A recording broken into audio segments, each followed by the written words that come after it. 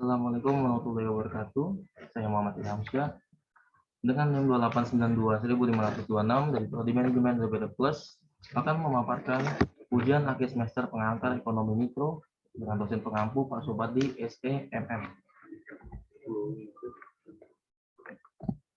Yang pertama saya akan memaparkan tentang pengertian ekonomi mikro, yaitu ekonomi mikro sebagai suatu ilmu yang mempelajari perilaku produsen dan konsumen, juga penentuan kuantitas faktor input serta barang atau jasa apa saja yang kemudian akan diperjualbelikan dengan mengacu kepada harga pasar.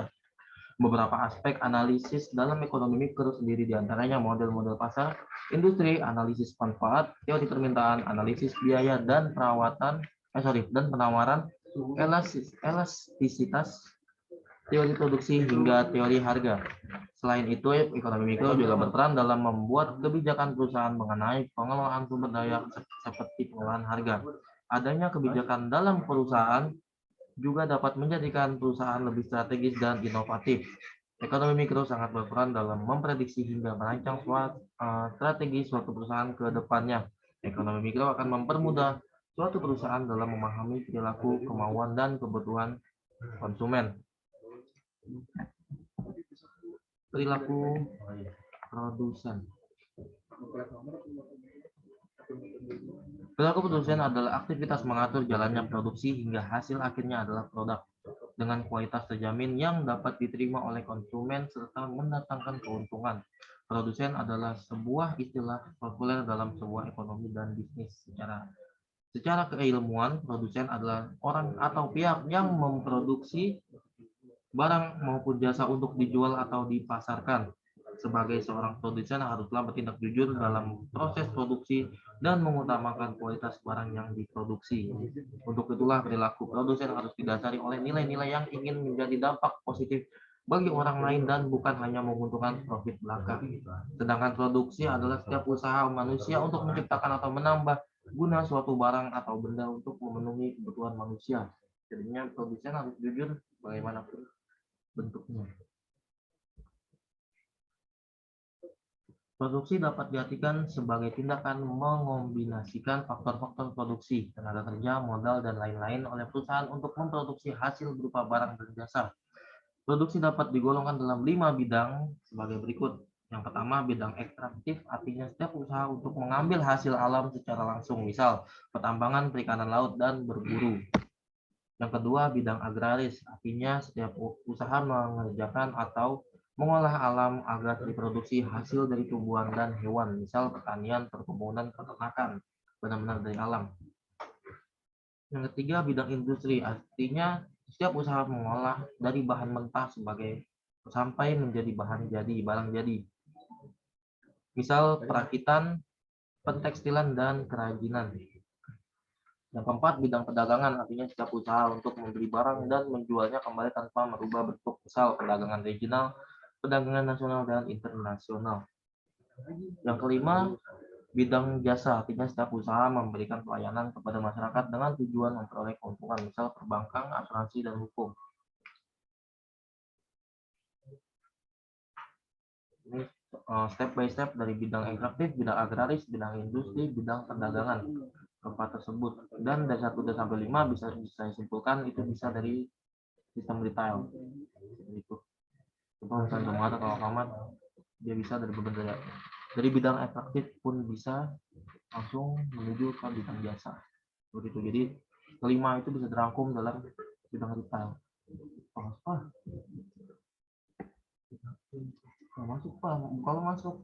Produksi pun dapat digolongkan menjadi 3 sektor atau 3 tahapan berikut ini. Yang pertama, sektor produksi primer, meliputi bidang ekstraktif dan bidang agraris. Yang kedua, sektor produksi sekunder, meliputi bidang industri dan bidang perdagangan. Yang ketiga, sektor produksi tersier, meliputi bidang jasa dan pelayanan. Jadi ada premier, sekunder, dan tersier. Tujuan produksi. Saya akan menjelaskan tujuan produksi: menghasilkan barang dan jasa guna memenuhi kebutuhan masyarakat, meningkatkan nilai guna barang dengan cara mengolah sumber daya atau bahan mentah tersebut menjadi sebuah barang yang bernilai. Contoh seperti timah, tinang, memperoleh laba menjaga kesinambungan perusahaan, membuka lapangan kerja, meningkatkan kemakmuran masyarakat. Itu tujuan produksi. Faktor-faktor produksi, yaitu kegiatan produksi tentunya memiliki unsur-unsur yang dapat digunakan proses produksi. Unsur-unsur ini meliputi yang pertama faktor produksi sumber daya alam.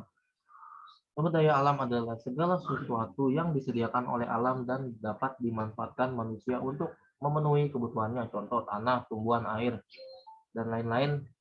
Yang kedua, faktor produksi tenaga kerja. Faktor produksi tenaga kerja menjadi 3 bagian, yaitu tenaga kerja terdidik, contoh guru, akuntan, manajer, dan lain-lain. Tenaga kerja pelatih, contoh security, driver, buruh kerja, dan lain-lain.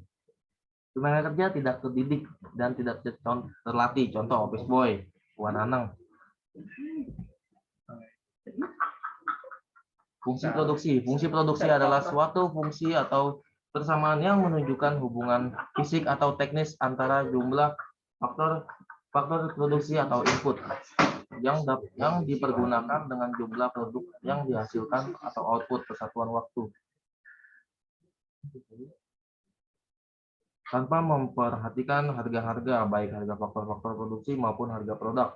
Secara matematis, fungsi produksi dapat dirumuskan sebagai berikut. Ini contohnya Q sama dengan quantity, F sama dengan fungsi, K sama dengan capital, L sama dengan labor, R sama dengan resource, dan T sama dengan teknologi.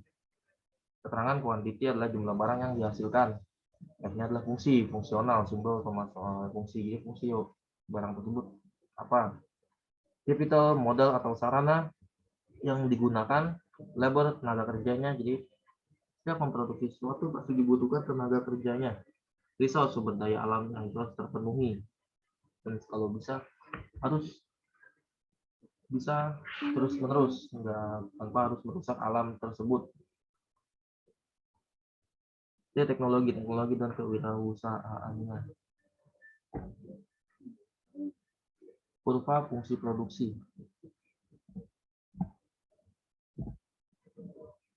Total produk. Ini bisa kita gambarkan kurva fungsi produksinya. Grafik di atas merupakan kurva fungsi produksi dari contoh soal sebelumnya, di mana penambahan jumlah operator akan menambah jumlah total output. Namun semakin operator tambah, semakin sedikit penambahan output yang dihasilkan, maka slope yang terbentuk pada awalnya naik membentuk cekungan.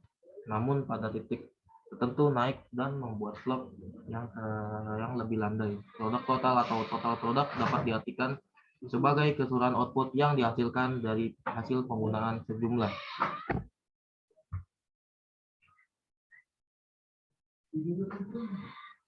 Fungsi produksi jangka pendek dan jangka panjang. Saya akan jelaskan fungsi produksi jangka pendek atau short production.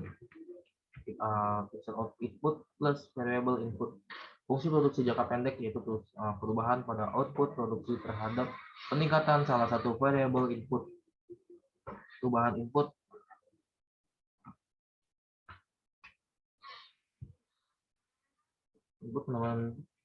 dapat berubah penambahan tenaga kerja. Yang kedua, fungsi produksi jangka panjang, long run production. Variable input plus variable input. Fungsi produksi jangka panjang yaitu perubahan yang terjadi baik dari sisi faktor produksi maupun pada output produksi yang berlangsung dalam jangka waktu lama. Perubahan input dapat berupa perbaikan metode kerja atau pemanfaatan mesin produksi yang lebih modern. Itu.